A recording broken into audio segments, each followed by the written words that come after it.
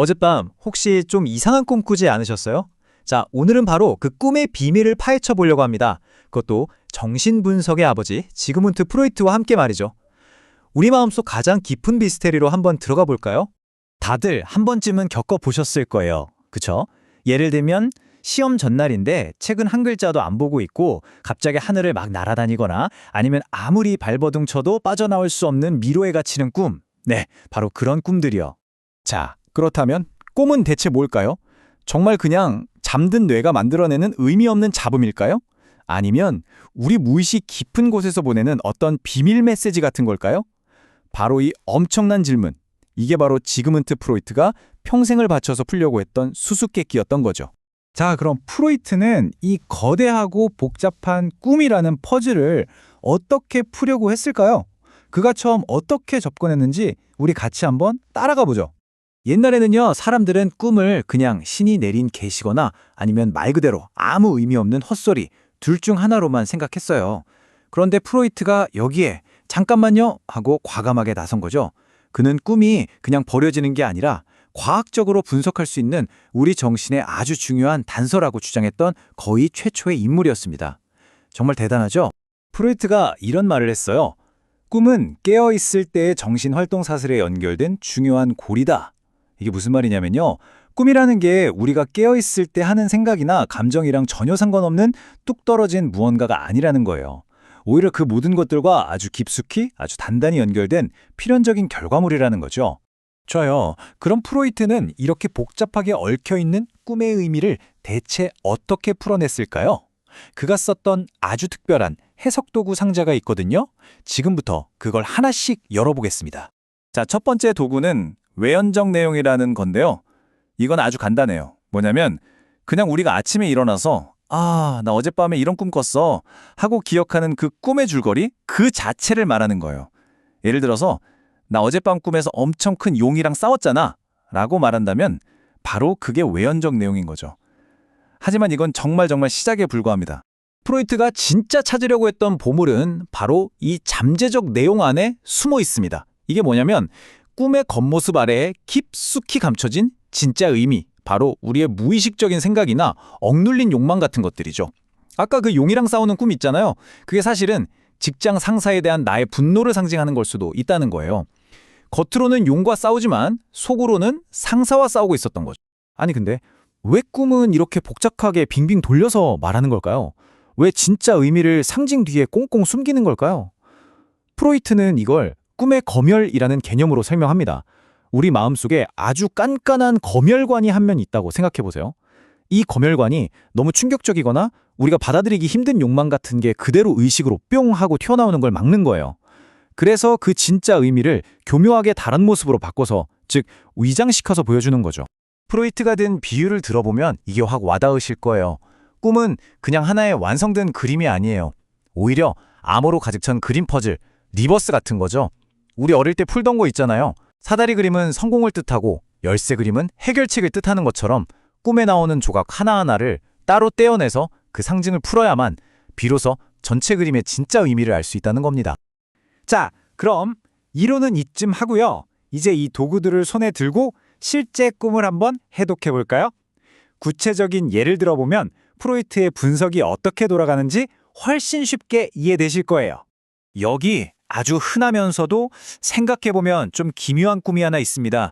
내 제일 친한 친구가 야구공을 쳤는데 그 공에 맞아서 내 이가 쑥 빠져버리는 꿈. 와우.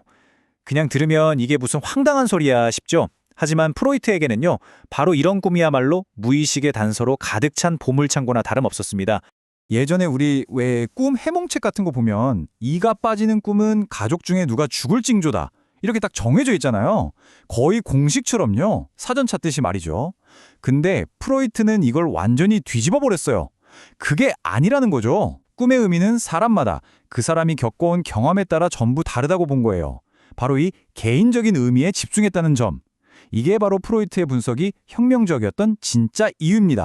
그의 핵심 방법은 바로 자유연상 기법입니다. 일단 꿈을 잘게 쪼개는 거예요. 야구공, 내 친구, 빠진 이빨. 이렇게요. 그리고 묻는 거죠.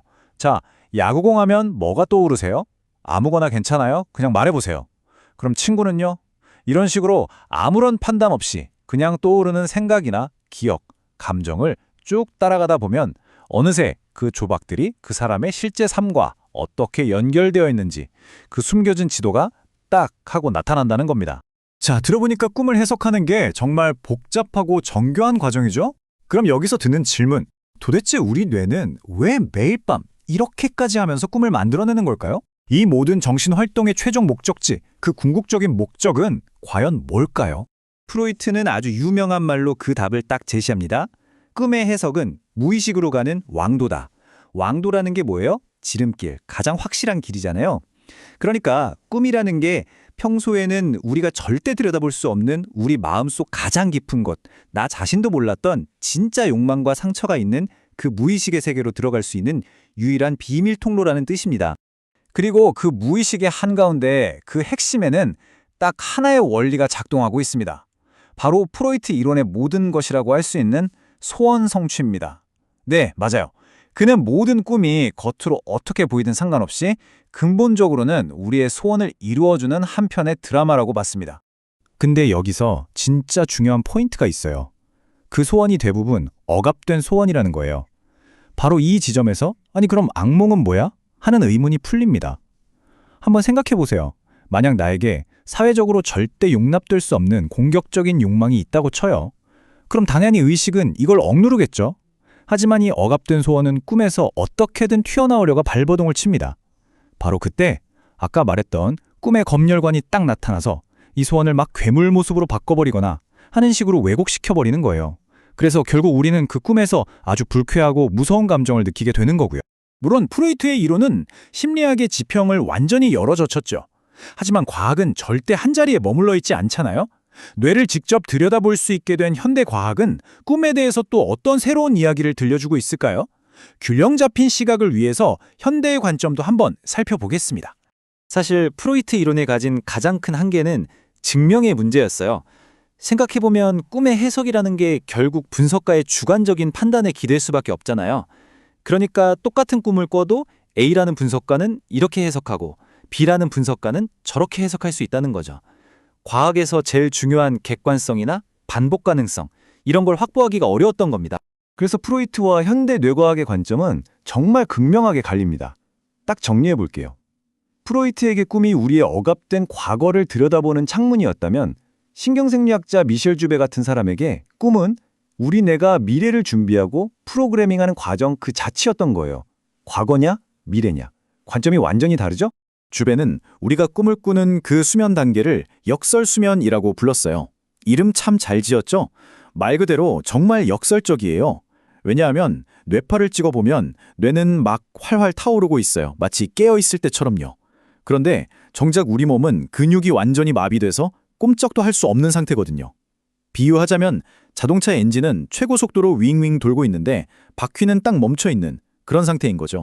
주베의 이론에 따르면 꿈은 억압된 소원을 풀고 그런 과정이 아니에요. 그보다는 매일 밤 우리 뇌가 나라는 사람의 정체성을 잘 유지하고 더 단단하게 만들기 위해서 실행하는 일종의 컴퓨터 유지보수 프로그램 같은 거라는 거죠. 그러니까 꿈을 통해서 어제의 나를 업데이트하고 내일의 나를 준비하는 시간이라는 겁니다. 자, 이렇게 듣고 보니 우리는 두 개의 거대한 질문 앞에 서게 되네요. 과연 우리의 꿈은 프로이트의 말처럼 억눌렸던 과거의 메아리일까요? 아니면 주베의 말처럼 우리 자신을 끊임없이 만들어가는 미래의 설계도일까요? 글쎄요. 어쩌면 그 해답은 바로 오늘 밤 여러분이 꿀 꿈속에 있을지도 모르겠습니다. 지금까지 꿈에 대한 아주 흥미로운 이야기였습니다.